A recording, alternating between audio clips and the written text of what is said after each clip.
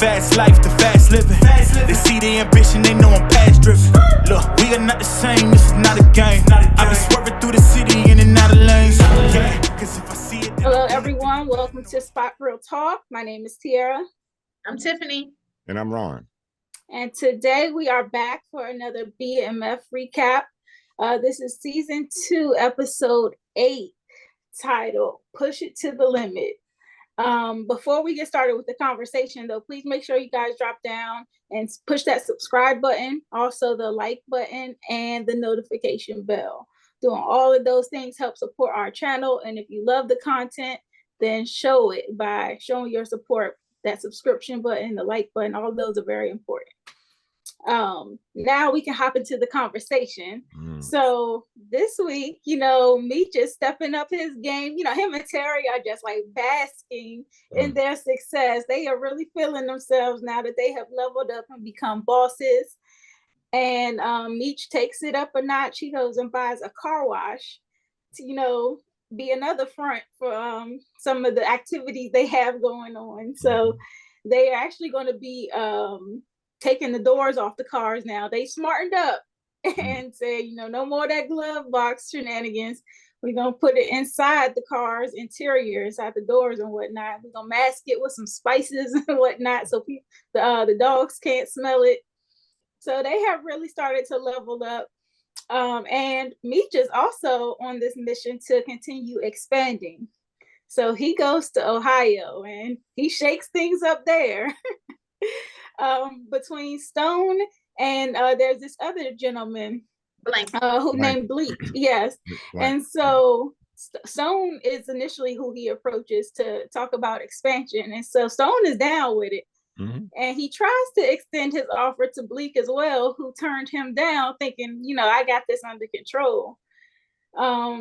But, Meech warned him. He said, once these people get, a load of my product, then don't be hating when your folks coming across town. Warned him. Look, Sure enough. Stone, his hair looks like he's like one of the 5 heartbeats. With his hair. Yeah. He definitely had the slick back. He had a slick. But you know what? Look, one thing I love about Meech and Terry, that they are working on excellence. I mean, to buy a car wash. I mean, the whole scheme is just really perfect. The only thing that can mess it up are idiots. You got to just be very careful who you hire. But they keep stepping up their game to a max that I can even see people today trying to, mimic some of the things that they've come up with. Look, I ain't putting it out there for y'all to go out there and do something stupid, but I'm just saying. Look, don't try it nowadays. Yeah, we are much smarter. That's technology and cameras. Don't do this at home, but I'm just trying to say they got it going on. I say we ain't living in the 80s and early 90s no more. Yeah, right. Hey, But yeah, that was a very wise move for them. And even in terms of that expansion, Bleak did eventually come back crawling to Meech because exactly what he said was going to happen happened. And his men ended up getting pissed off, the fact that their customers were being taken. And, Meech, I really liked how he talked to them, though, because he kind of pointed out Bleak is really just trying to keep you eating out of his hand, whereas I would have leveled you up. I would have made sure that you knew how to fish for yourself. And I mean, it's true of Meech's crew. Like everybody that's down for him, for the most part, seems very satisfied with how he treats them. So that goes far when you're a boss like that. And some people, argue about whether you want to be respected and loved or feared.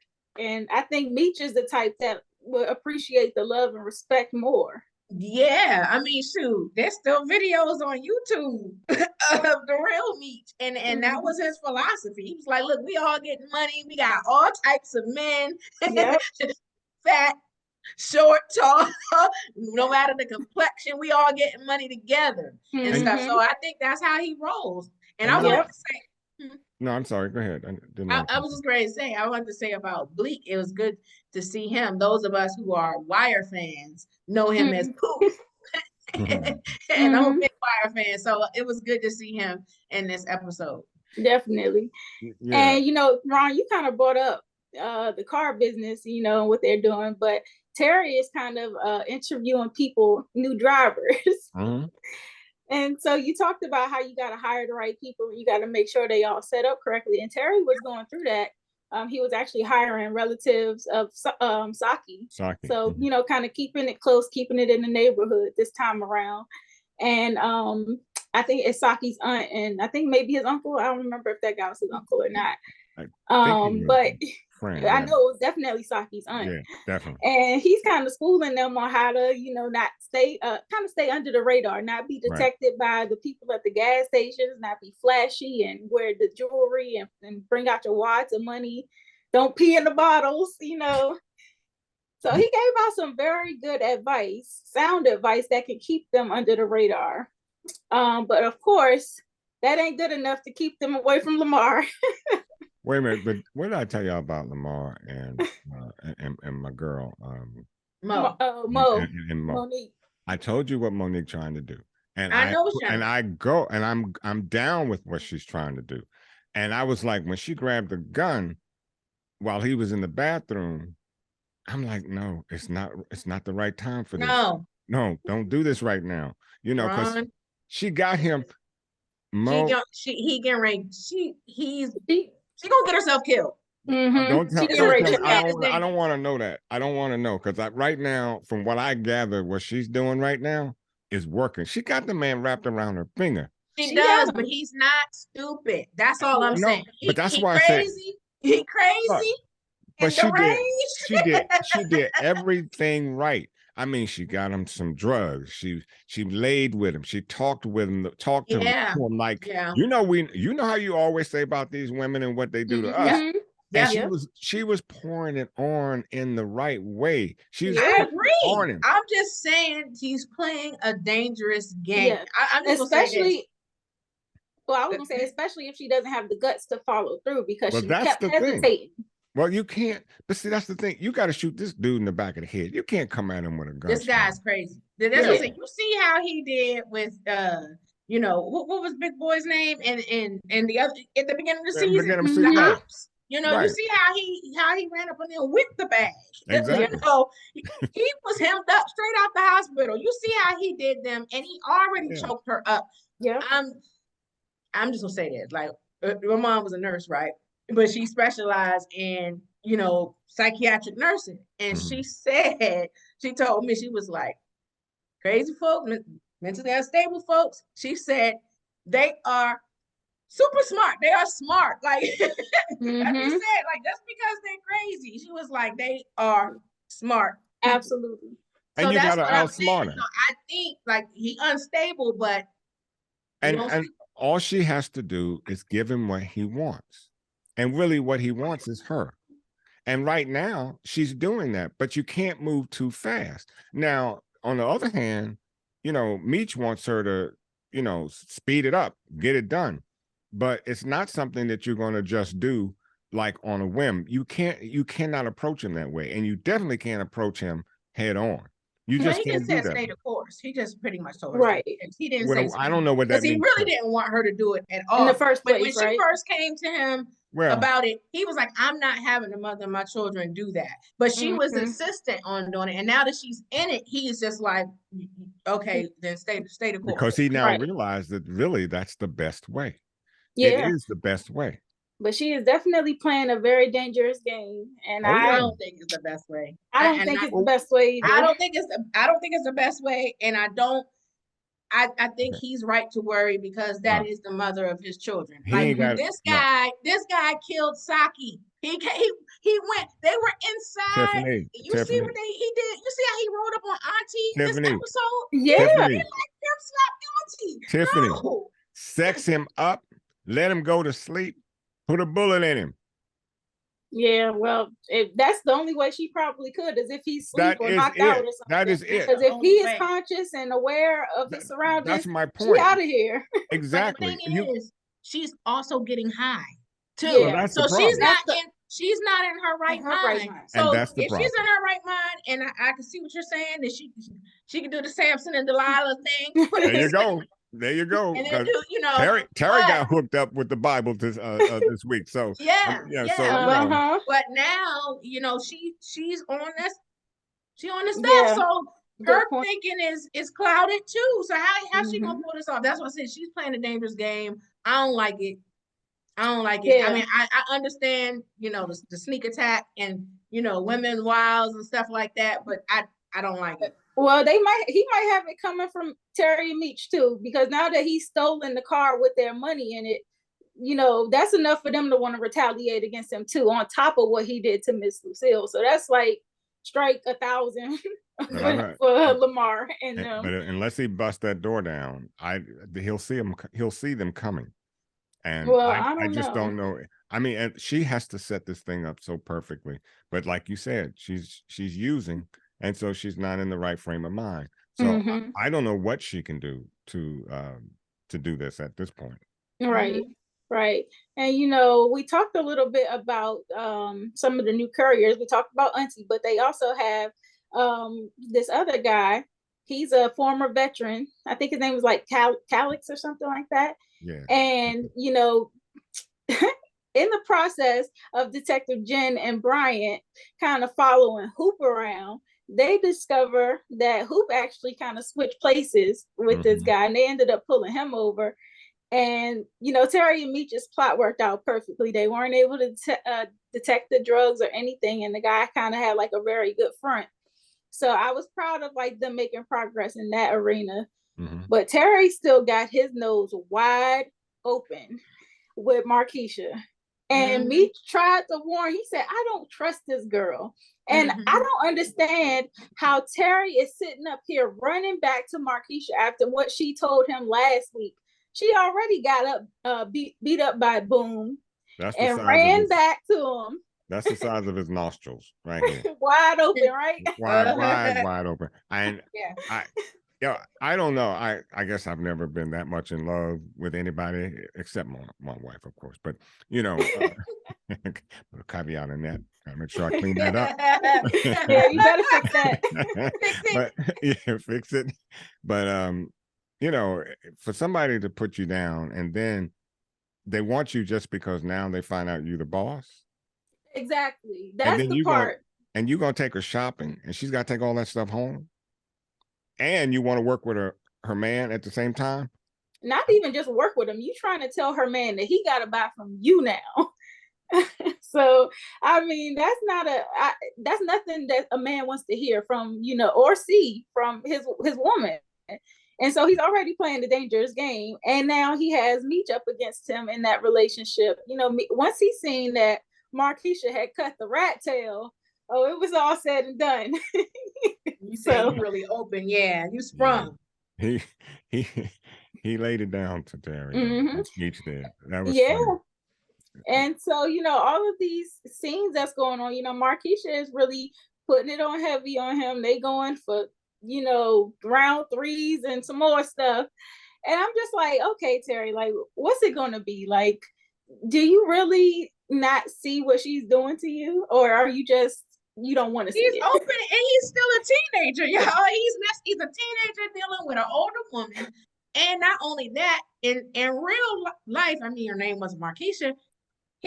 Terry was really with this woman for like for years. Like he really did have something with her for you. So it wasn't. I thought you were about to say in real life with Da Vinci and Lala, because I was going to say, I didn't go there. No, I said in real life with Terry. No, I ain't going there. And the sad part is what he's doing to Wanda. That's the real sad part. Yeah. I mean, Wanda is messed up over this. Oh, child, was she that skate? Oh my goodness. Yeah, I ain't blame her, because Terry need to be on the hands list for that. Because the thing is this: had she not gotten the pictures and stuff, and she wouldn't have known. Like, she knew something was up, but he did not actually tell her. He didn't give her the courtesy of saying we're done. And then you pop up after you're busted. Then you pop up with the chick at the skating rink. Right. Well, all your friends and family are. You going public with this? The skate. I was with the skate. Good for Meech for stepping in and everything and smoothing things over. But I felt her. Yeah, you kind of wanted to see what that might turn out, though. You know, I'm like, you got the skates, girl. Who you going to hit 1st? You know. Yeah. He was going to hit Terry. Yeah. And you know, if you guys haven't checked out our interview with Sydney Mitchell, who plays Lawanda, do that right now. That was an awesome interview. Definitely. And she kind of gave us a lot of insight about her character. And Tiffany, you know, one of your questions was, would Lawanda be loyal to Terry, even though he cheated?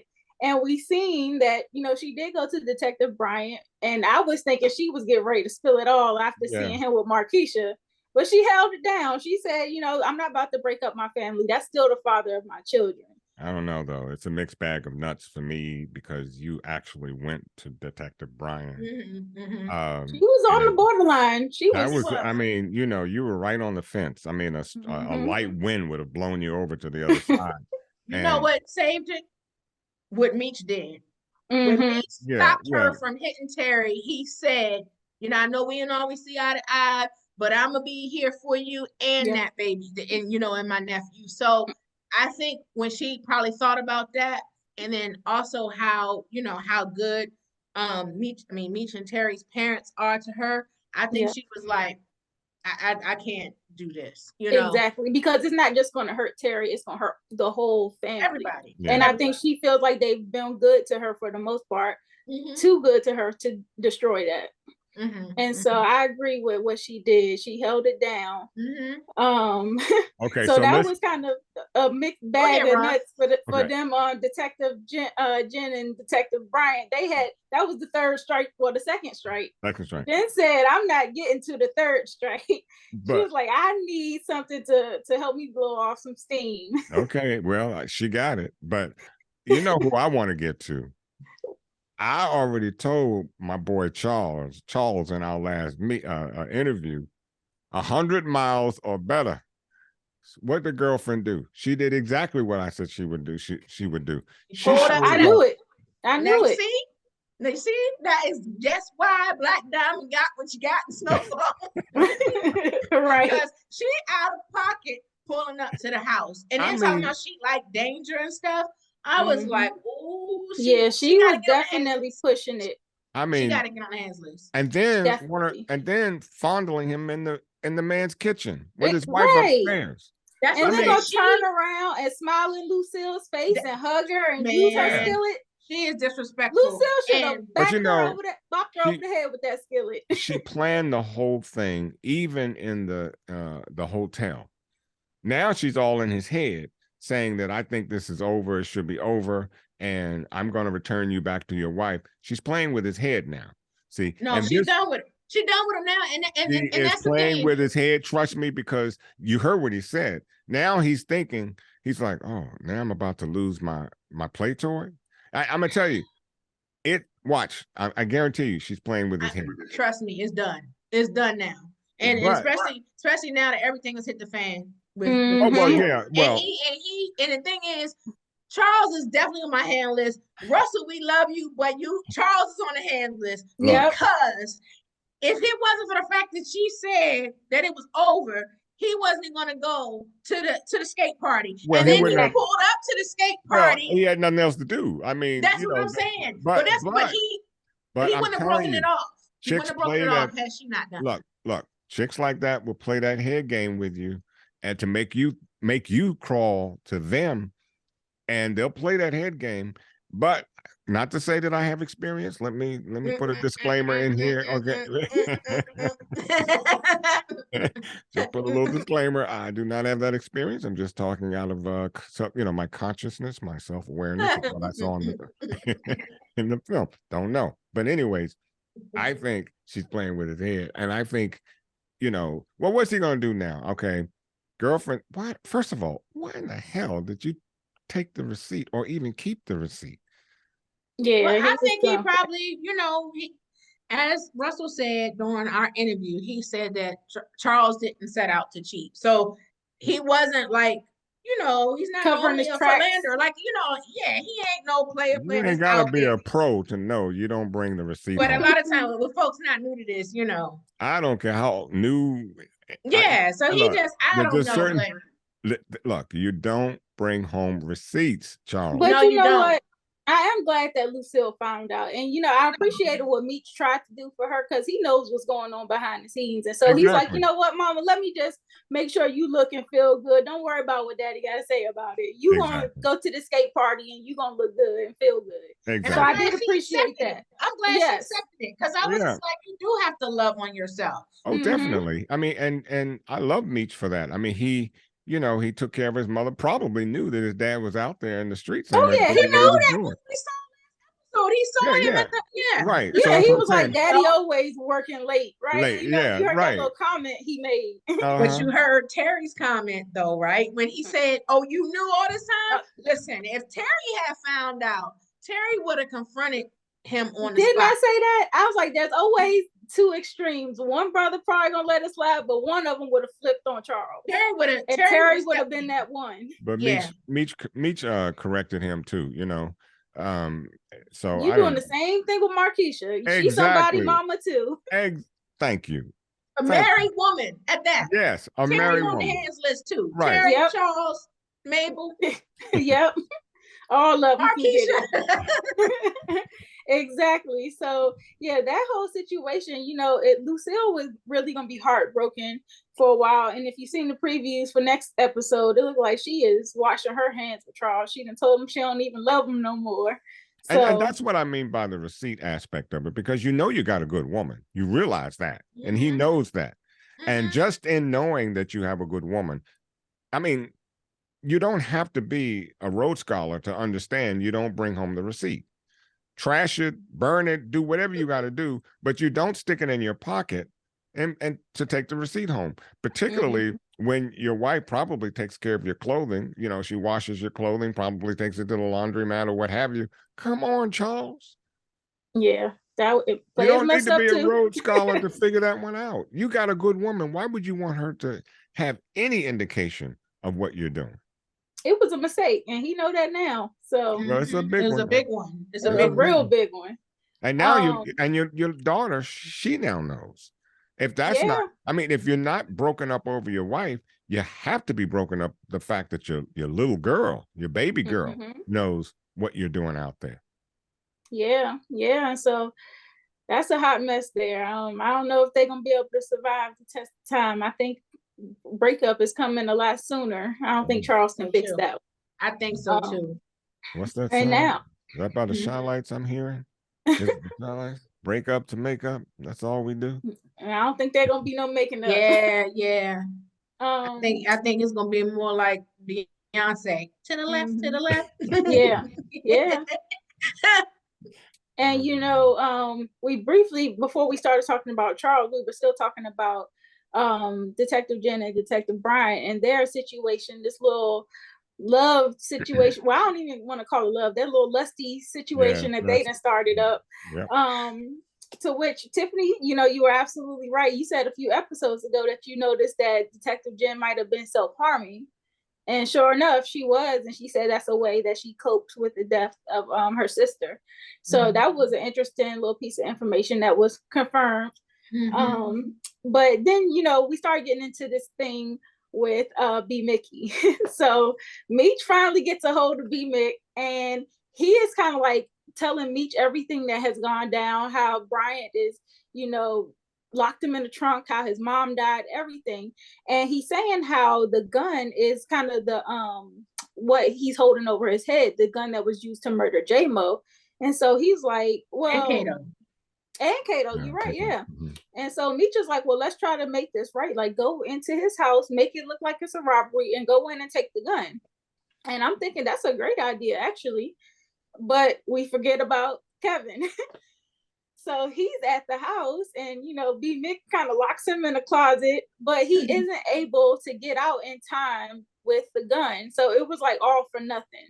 And he's kind of panicking and being paranoid about the fact that, Detective Bryant might come back after him. And I really loved how Meech consoled him. He's like, you my brother. I'm going to always look out for you. And I was like, wow, like that's really when you look at our interview with the character that plays B. Mickey, who's named Miles Truitt, we have that up right now. So if you guys have not watched that interview, go watch now, because he went into detail about how his character felt about not being supported. You know, he did all this stuff for Meech and felt like he got nothing back in return. Yeah, but let me say something that's not quite a parable, but beware of Trojans bearing gifts. Now, Meech poured all that love, that gift of love to him and said, hey, I got your back. Don't worry about it. But at some point, you keep screwing up, you're going to find a bullet in your head. Because at some point, he's going to have to let him go. So, you know, can't babysit. Yeah, you can't keep babysitting a grown man who keeps screwing up. Yeah. At some point, you're going to have to let him go, because that's going to be the detriment of your whole organization. Yeah, and then you're a leader. And so, you know, people in your crew going to start be like, okay, wait a minute, this we keeping snitches around. Look, Terry, in the next episode, we hit Terry every minute.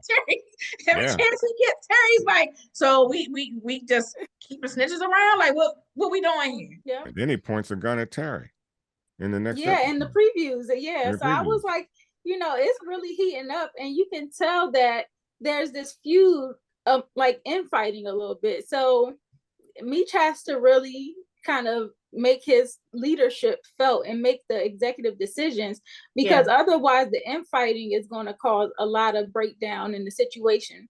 And you can't have that, especially once you have become so high profile now with being a boss and you know, dealing with the plug directly. So that's a mess right there. And I really felt bad for B Mickey, because he's definitely broken. You can see that he's broken. And you know, Ron, you asked him about revenge versus avenging, and you know, we see he really wasn't trying to get revenge on Brian, but he did try to avenge himself in the situation and try to make it right. No, because I said he tried. I didn't say he did it. Yeah, I'm saying he said that he wants, when he said he was going after Detective Bryant, that's revenge. You can call initially, and then Meech talked him off the ledge. Yes. Well, no, and Meech told him it was another way. I'm saying but I'm saying it's in your heart. It was in your heart, and just because he was talked off the ledge this time doesn't necessarily mean he may not get back on that ledge. So you know, because he still thinks he owes Meech. Well, you know what, Meech is not about dropping law enforcement. You're right. So when Meech said, I got you. So Meech said, I got you, this and the other. And with that being said, Meech is going to try to figure out another way to go about this without bloodshed with Brian. But he better hurry up, because what I'm thinking is, if he doesn't, that's the last move that B Mickey will make, that infamous move, because if he does something to I just said boom. If he does something to Detective Bryant, like shoot him, Meech I don't think that's what happened. I think that B Mickey still has to worry about Terry. Like Terry is definitely really pissed off that Meech is not laying down the law with him. And Terry never liked him anyway. So he's like, we just letting the rat slide. Like, you know, they got rid of Kato for being a rat. Exactly. And so they're keeping exactly. But in Meech's mind, he told Terry, he was like, he didn't give them any information. And so that's why I was kind of like, maybe that's why Meech is really being very lenient with him, because he didn't actually get anything to Detective Bryant that was of value. He is now. He is now, but I agree with Ron that, you know, patience is going to be running thin. And especially I agree too. Wanting to you know, be a leader, because the people on his team are looking at him. Absolutely. Like you're still allowing this rat. Like, how can we trust him to be? And not just a rat, or someone that you posed as second in command. Exactly. Exactly. Are we supposed to take orders from him? Exactly. Right. So that could be a mutiny. Oh God, yes. And then if Terry finds out about this, he's gonna find out. He's gonna be pissed. And he's you know it. He's gonna be pissed. Exactly. He's gonna be more than pissed. He's gonna be like, he gotta go. He's gonna be like, he got to go. You can't keep you can only clean up so much mess. Mm-hmm. Gonna be like, he gotta go. And Terry, he already showed that he will take things in his own, because Meech told him not to bring guns to the meet. Yep. He brought the guns anyway. So, Mm-hmm. how much you want to bet that even though Meech says that B-Mick is hands off, Yep. and stuff, Terry might be scheming behind the scenes, trying to, take a shot at B-Mick. Yeah. Well, So, Yeah. the trailer could be misleading about, he pulling the gun on Terry, but he might be pulling the gun on Terry in self-defense. Mm-hmm. well, I think the trailer is not necessarily misleading. It's really leading us into why Terry will do what he has to do. I mean, Mm-hmm. my point is, you pull a gun on me, somebody's got to go, and it ain't going to be me. Right. So, this Well, might be the like I catalyst. said, It might be the catalyst. Terry might have caused it. Terry might be the reason why B-Mick pulled the gun. Maybe, but if I didn't put a gun in your face, you don't put a gun in mine. But that might be the Terry catalyst. may have asked somebody else to put a gun in Terry's face. In B-Mick's face, and B-Mick may be doing that in response to Terry's. I'm telling you, Terry, you're gonna be tripping. I agree. Well, I agree to disagree, and we will find out in a couple of episodes. We will find out. We will find out episode 9. And yes, indeed. But either way, though, B-Mick has to get himself under control. He has to pull it together, because he, like you guys said, he cannot go after Detective Bryant, especially now that the DEA has been brought in. K9 got arrested, and that was the reason that they were able to distribute freely and make all this money. But K9's arrest also triggered something within the inside the police station, where one of the officers, another Beckwith. I was like, another Beckwith, huh? Another Beckwith. That's what I thought.